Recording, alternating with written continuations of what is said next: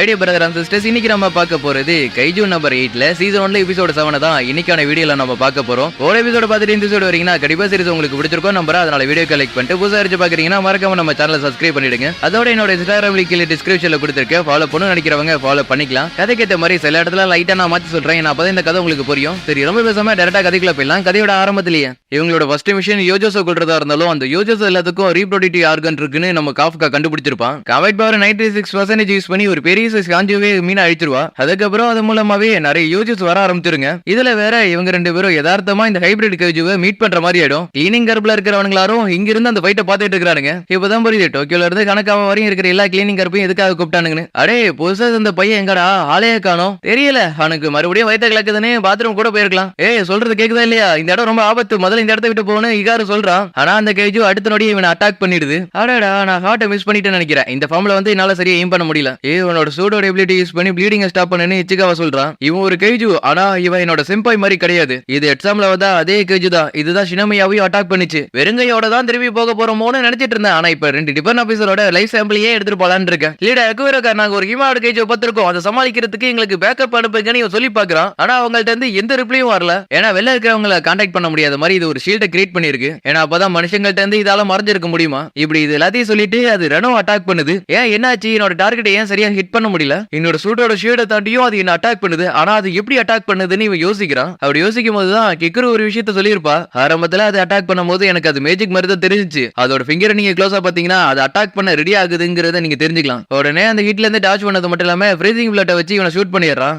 சீக்கிரமா இங்க இருந்து போய் பேக்கப்புக்கு ஆளுங்களை கூட்டிட்டு வா, நீ என்ன காப்பாத்துற அளவுக்கு நான் ஒன்னும் அந்த அளவுக்கு வீக்கானவன் கிடையாதுன்னு சொல்லி வாயமுறதுக்குள்ளேயே அந்த கைஜு மறுபடியும் உங்களை அட்டாக் பண்ணுது. ஐயோ, இப்பயாச்சும் நான் சொல்றத கேளு, இங்க இருந்து போ. ரெனோவுக்கும் பயமா தான் இருக்கு. ஏன்னா ஷினோமியாவிலே எதுவும் பண்ண முடியாதப்ப இவனால என்ன பண்ணிட முடியும்? நான் எப்படிப்பட்ட டிஃபென்ஸ் ஆபீசர் ஆகணும்னு ஆசைப்பட்டேன்னா நண்பர்களை காப்பாத்துறதுக்காக அவனோட உயிரியே பணைய வைக்கிறவனா இருக்குன்னு சொல்லிட்டு அட்டாக் பண்ண ஆரம்பிக்கிறான். இதெல்லாம் எதுக்காக பண்றானா, இவரு இங்க இருந்து தப்பிச்சு போறதுக்கு அவனுக்கு டைம் வேணும்ல. நேத்தி மாதிரி இல்லாம ரெனோ இப்ப ரொம்ப டிஃபரெண்டா மாறிட்டான். அவனுக்கு இப்ப என்னதாச்சு? அதை எதிர்த்து அவனால சண்டை போட முடியுமா? அதிகபட்சம் உங்களோட கமிட் பவர் 20 இல்ல 30 இருக்கும். ஆனா சில பேரால அதுக்கு மேலேயும் போக முடியும். கடந்த 2 வருமா நான் ட்ரைனிங் எடுத்து நான் 20% எல்லாம் ஸ்டக் ஆகி நிக்கிறேன். ஆனா ரெனோவை எடுத்துக்கிட்டா இவனை விட ரொம்ப முன்னாடி போயிட்டு இருக்கான். இது வந்து இந்த இக்காருவுக்கு சுத்தமா பிடிக்கல. ரெனோ எப்படி அட்டாக் பண்ணாலும் அந்த அட்டாக்ல இருந்து அந்த கைஜு அசால்ட்டா தப்பிக்குது. என்ன பத்தி சிலது உனக்கு தெரிஞ்சிருக்கலாம், ஆனா இது தெரிஞ்சிருக்கிறதுக்கு உனக்கு வாய்ப்பே இல்ல சொல்லிட்டு அட்டாக் பண்ணவும் இகாரு திடீர்னு அந்த இடத்துக்கு வந்து இவனை காப்பாத்திடுறான். ரெனோ, உன் மேல எனக்கு கோவமே இல்ல. நான் தான் அன்னில இருந்து இன்னும் வரைக்கும் கொஞ்சம் கூட மாறாம இருக்கேன். நான் இப்படி இருக்கிறதுனால தான் யாராச்சும் ஒருத்தங்க என்ன காப்பாத்துறதுக்கு தேவைப்படுறாங்க.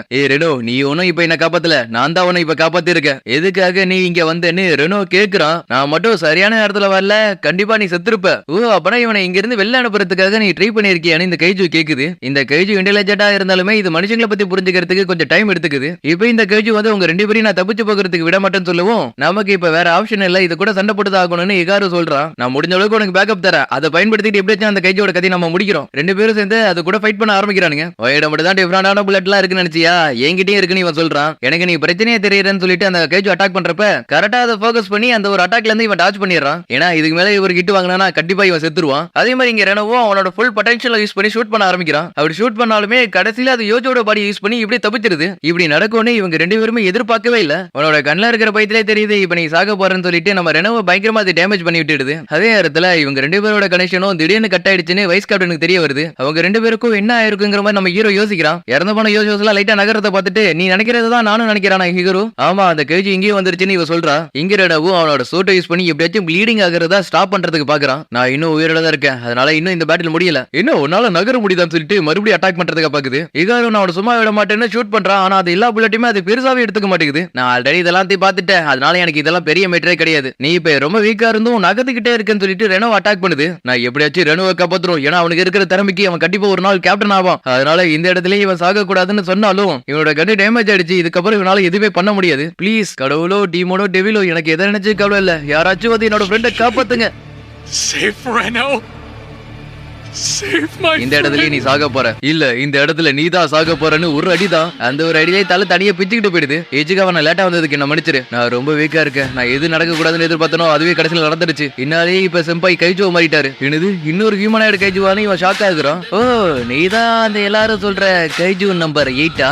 சாரி ஏஜுக்காவா, கொஞ்சம் நேரம் பொறுத்துக்க. உனக்கு அடிப்பட்ட காயத்தை எல்லாத்தையுமே உன்னோட சூட்டை யூஸ் பண்ணி கொஞ்சம் கொஞ்சமா சீல் பண்ண ட்ரை பண்ணு. நான் இதை சொல்லணும்னு அவசியம் இல்ல, உனக்கு ஆல்ரெடி இதை பத்தி நல்லாவே தெரியும். செம்பாய் அதுகிட்ட நீங்க ஜாக்கிரதையா இருங்க. எனக்கு தெரியும் அவர் ரொம்ப ஸ்ட்ராங்கானவர்னு. ஆனாலும் எனக்கு கொஞ்சம் பயமாவும் இருக்கு. கைஜுவா இருக்கிற நீ எதுக்காக என்னோட வழியில வர? அதே மாதிரி நான் நினைச்சதை விட நீ ரொம்ப ஸ்ட்ராங்கா தான் இருக்கிற. ஆனாலும் நான் உன்னை யூஸ் பண்ணிக்கலாம்னு இருக்கேன்னு சொல்லிட்டு அட்டாக் பண்றான். நீ ரொம்ப ஸ்ட்ராங்கா இருக்க, அதனால உன்னை கொல்லணும்னா ஸ்ட்ராங்கான அட்டாக் யூஸ் பண்ணி தான் ஆகணும்னு சொல்லிட்டு பெரிய அட்டாக் பண்றதுக்காக ரெடி ஆகுறான். அப்பனா இன்னும் வரையும் அது இங்க கூட சண்டையா போடலையானே இவன் ஷாக் ஆகுறான். சீனியர் வேணா இங்க இருந்து போயிடுங்க. அடே அவங்க ரெண்டு பேரையும் திரும்ப திரும்ப இப்படிதான் காயப்படுத்தினியா? உன்னை நான் கொல்லாம விட மாட்டேன்னா சொல்லிட்டு காப்கா அவனை போட்டு புரட்டி எடுக்க ஆரம்பிச்சாரான். அந்த கைஜுவும் யாரா நீ எப்படா உன்னால மட்டும் இந்த மாதிரிலாம் பண்ண முடியுதுன்னு குழம்பி போகுது. இதுல வேற இதுக்கு ரீஜெனரேட் ஆகிறதுக்கு ரொம்ப டைம் இருக்குது. நெஞ்சுக்குள்ள இருக்கிற கோர பிச்சை எடுத்து இந்த இடத்துல நான் அவனை முடிச்சு கட்டுறேன்.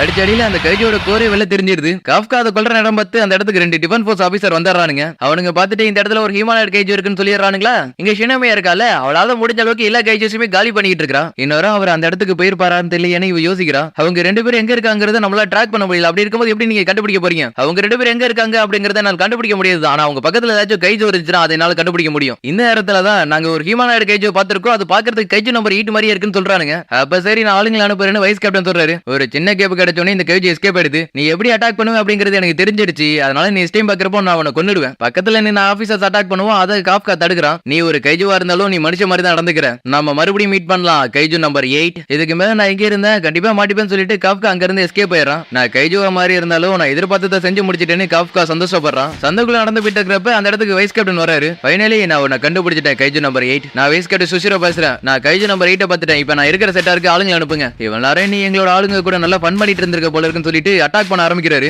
எல்லாத்துல இருந்து காப்கா ஜஸ்ட் மிஸ்ல தான் தப்பிக்கிறான். இவர் ஒன்னும் பொய்யெல்லாம் சொல்லல. சின்ன கைசஸ் கூட சண்டை போறதுக்கு இவருக்கு நிறைய எக்ஸ்பீரியன்ஸ் இருக்கு. இதுக்கு முன்னாடி நான் அவரோட முகத்துல சிரிப்பை மட்டும் தான் பார்த்திருக்கேன். ஆனா கைஜை கொல்லணும் வரப்ப அவரோட முகம் இப்படிதான் இருக்குமா? இவரோட லிமிட் எல்லாத்தையும் இவர் ரிமூவ் பண்ண சொல்றாரு. அப்படி அவங்க ரிமூவ் பண்ண உடனே இவர் அவரோட கமிட் பவர் 92% யூஸ் பண்ண ஆரம்பிக்கிறாரு.